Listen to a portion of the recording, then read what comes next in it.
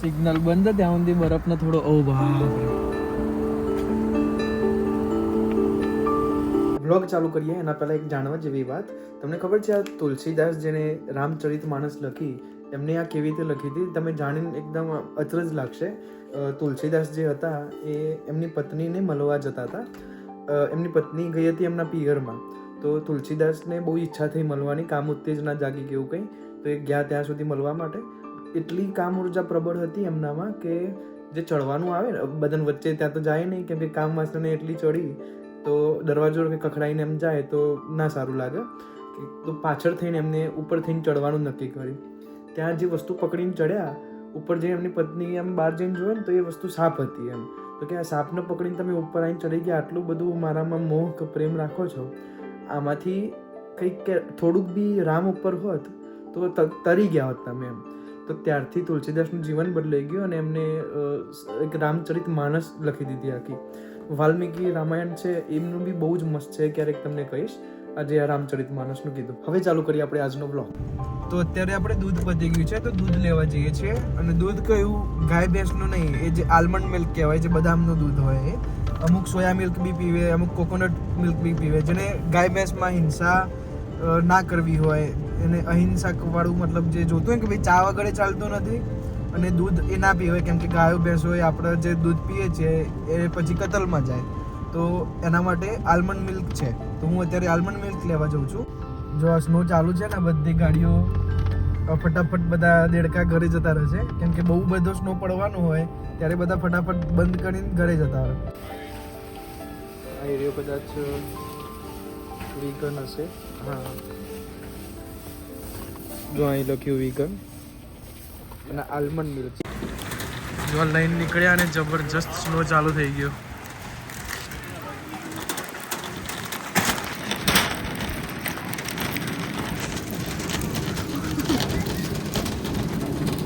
Brown bread, almond milk અને લીંબુ પાછી આપણને પથરી છે, એટલે પથરીમાં લીંબુ પી કરીને કાઢવાનો પ્રયત્ન કરીએ.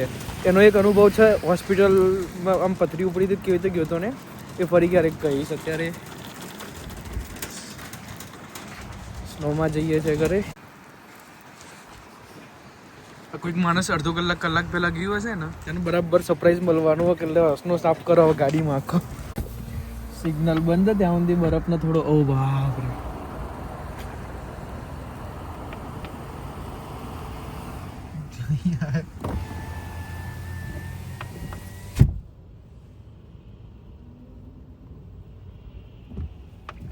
આજે અહીંયા પડેલો છો જો.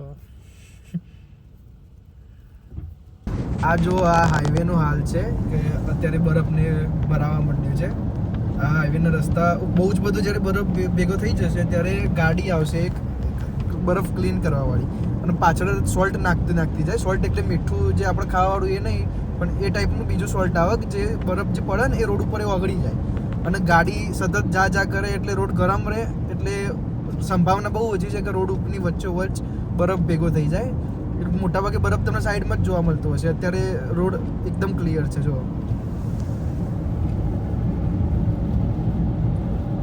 બહુ જ બધું ભરાઈ જશે ત્યારે સાફ આવશે કરવા ગાડીમાં. ઝાડ પણ કેટલા મસ્ત લાગે છે.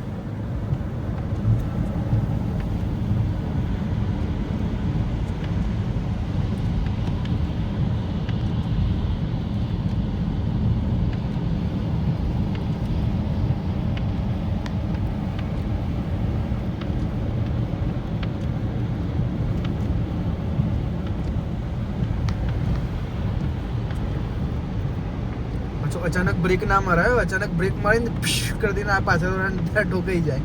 ચલો તો આપણે ઘરે આવી ગયા છીએ અને હવે જો બતાવું બહારની હાલત. એટલી વારમાં કેટલો બધો સ્નો પડી ગયો જો. આ કેનેડામાં ગાડીના કાચ બધા ઊંચા કરી દેતા હોય છે, કેમ કે અહીંયા પાછું બરફ જામી ગયો ને તો આ આગું પાછું ના થાય એમ. તો લોકો કેવું કરે, ફૂલ બરફ પડતો હોય ને ત્યારે ગાડીના કાચ આવી રીતે ઊંચા કરીને ગાડી એમને એમ મૂકી રાખે. બોલો, આલમંડ મિલ્ક જે લાવ્યો તો એ જ ભૂલી ગયો. હવે જેવા તેવા બૂટ આવી ઉપરથી પહેરીને જઈએ આલમંડ મિલ્ક લેવા.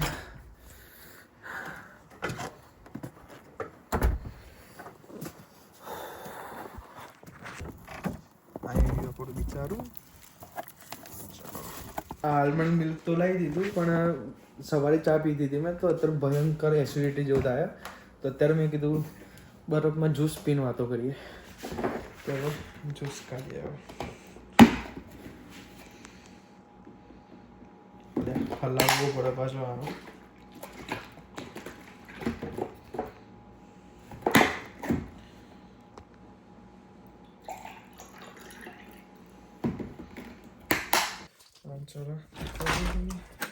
અરે કાલે બહુ જ બધો જબરજસ્ત પવન આવ્યો હતો.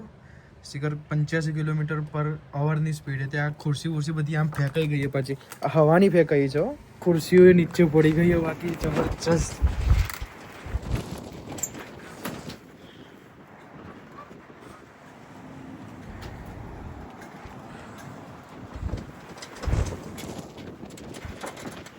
આ હલે જુઓ ખાલી. ખુરશી પર તો બેઠા બેઠા વાત કરી હોત. હવે ઊભી કરવાનો કંટાળો આવે થોડો. હું આળસુ બહુ છું ને એટલે. અહીં કેનેડામાં કેવું હોય, બધા પોતપોતાના ઘરે મોટાભાગે ઠંડીમાં ઘૂસી જતા હોય છે. જેમ કે કેનેડિયન્સની વાત કરું, જે અહીંના જન્મેલા લોકો છે, એમને સ્નો બહુ ઓછો ગમે એમ.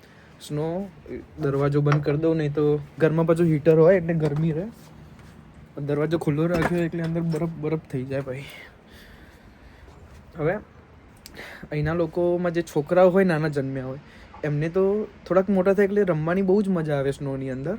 પૂતળું બનાવે સ્નોનું ને એવું બધું કરે. થોડા મોટા થાય એટલે એમને સ્નોથી કંટાળી જાય. અત્યારે 10માંથી 8 કેનેડિયનને સ્નો ગમતો જ નથી. એનું કારણ એ કે આખી જિંદગી અહીંયા જ રહેલા હોય તો કંટાળી જાય માણસો એમ. તો સ્નોના ટાઈમે શું કરે, આ લોકો ઘરમાં પૂરાઈ જાય અને પોતપોતાની બધી શોપિંગ કરી લે.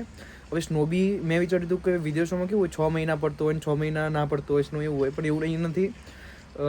હશે કદાચ તો ઉત્તર કેનેડામાં ક્યાંક એવું હશે. બાકી 3-4 મહિના જેવું જ સ્નો પડે. બાકીના થોડાક 1-2 મહિના ઠંડી જેવું રહે. અને સ્નોના ટાઈમે કોઈ જ કામ ઊભું ના રહે અહીંયા. એક નવાઈની વાત છે. એનું કારણ જો સ્પેન ખબર, સ્નોના ટાઈમે બધું કામ ઊભો રહે તો આખો દેશ ઊભો રહી જાય. તો એવું ના ચાલે. સ્નોમાં કેવું કે આ રીતનું એવું એમને વિકસિત કરી દીધું છે કે ગાડી તરત સાફ કરતી રહે જે રસ્તા છે એ. હવે આવા લોકલ રસ્તા છે એ એટલી જલ્દી ના કરે, પણ મેન હાઈવે હોય, મેન જગ્યા હોય, એના રસ્તા એ સાફ કરતા રહે, ક્લિયર કરતા રહે. અને પાછળ મીઠું નાખતા રહે, એમ સોલ્ટ હોય. એમ હું બતાવીશ કે એનાથી કેવું કરે, સ્નો પડે રોડ ઉપર તરત જ ઓગળી જાય એમ. તો એનાથી લોકો અવર જવર કરી શકે. અને કામ મોટાભાગનું શોપનું ના તે હોય એ બંધ ના થાય.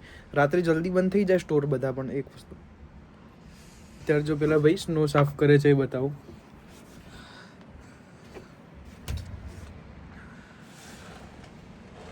ગાડી કાઢવી હોય એટલે પોતાના બાજુનો સ્નો આખો સાફ કરી દે ને પછી ગાડી ઉપર બહુ સ્નો હોય તો સ્નો પણ સાફ કરી દે એ લોકો. આ જો એકદમ સુમસાન આખું થઈ ગયું છે ને, ખાસ કોઈ દેખાતું જ નહીં એમ. કેનેડામાં તો આમ પણ નોર્મલી કોઈ બહાર નહીં ભટકતું, કેમ કે બધા પોતપોતાના ઘેર રહીને આનંદ એન્જોય કરે ખાલી શાંતિથી લાઈફ. પાછું અહીંયા ઠંડીના કપડાં હોય એક જાતના કે -10, -20, -30 સુધી જતું હોય છે. તો ત્યાં સુધી સહન થાય એ રીતના જેકેટ હોય અહીંયા. તો એ પહેરીને તમે બહાર નીકળ્યા હોય તો ઠંડી લાગે, પણ એટલી બધી ના લાગે એમ, સહન થઈ જાય. પણ હાથ ખુલ્લા ના રખાય, કેમ કે હાથ અમુક દિવસોમાં એટલી ઠંડી પડે કે હાથ તમારા લાકડા જેવા થવા માંડે. તમે દરવાજો પણ ઘરે આવ્યા હોય ને તો ખોલી ના શકો, એ રીતનું જબરજસ્ત થઈ જાય. તો હાથ થોડા ગરમ રાખવા પડે. અહીંયા કેનેડામાં મેં સૌથી પહેલી નોકરી કરી હતી ને, તો એ બરફ સાફ કરવાની હતી ને. 12 કલાક બધાના એક એમને કોન્ટ્રાક્ટ લીધો હોય તો એ જગ્યાએ અમને લઈ જાય અને ત્યાં જઈને બરફ સાફ કરવાનું હોય. એમાંથી ખાલી 15 મિનિટની બ્રેક મળી હતી. ટીમ હોર્ટન્સની એક કોફી ત્યારે એમને પીવડાવી હતી. બાકી નોન સ્ટોપ બરફ જ સાફ કરો. બહુ 4-5 વર્ષ પહેલાંની જોકે વાત છે. જે વિન્ટરનો ટાઈમ કહેવાય, જે સ્નો સિઝન, એમાં 3-4 એવા અલગ અલગ દિવસ એવા હોય છે કે જ્યાં થંડર સ્ટોર્મની વોર્નિંગ હોય છે. એટલે જાણે ભૂકંપ ટાઈપ તો ના કહેવાય, પણ થંડર સ્ટોર્મ, અને ગુજરાતી શબ્દ મને ખબર નહીં, બરાબરનું વાવાઝોડું, હા વાવાઝોડું ને એવું આવતું હોય છે. સ્નો પગ સુધી એકદમ ભરાઈ જાય. જે નોર્મલ રોડ દેખાય છે ત્યાં તમે એટલા ચાલી બી ના શકો. 1-2 દિવસમાં બધું ક્લિયર થતું રહે છે. અને સૂરજનું પેલું કિરણો પડે એટલે થોડીક ઓટોમેટિક ઓગળવા માંડે સ્નો. તો ફરીથી પાછું ચાલુ થઈ જાય. અમુક લોકોને તકલીફ પણ બહુ પડતી હોય છે, જે બસમાં બહાર ગયા હોય, અચાનક સ્નો એટલો બધો ચાલુ થઈ ગયો, કેમ કે અહીંયા તો અચાનક જ હોય છે બધું. ક્યારેક સ્નો પડે, ક્યારેક વરસાદ પડે, ખબર ના પડે, અચાનક વાતાવરણ બદલાઈ જાય. એમ કેનેડામાં એવું હોય. હવે ઘણી બધી એવી વાત છે જે આમ યાદ ના આવે અત્યારે, તો કહેતો રહીશ તમને. મારો આ વ્લોગ બનાવવાનો ઉદ્દેશ્ય એ છે કે તમને કેનેડાની લાઈફ બતાવું બધા લોકોની, કેમ કે ઘણી બધી વસ્તુ મેં અહીંયા આવીને જોઈ છે જે આપણને બતાવવામાં આવે છે પણ એ ખોટી છે, અને જે હોય છે સાચીમાં એ વસ્તુ કોઈ કહેતું નથી.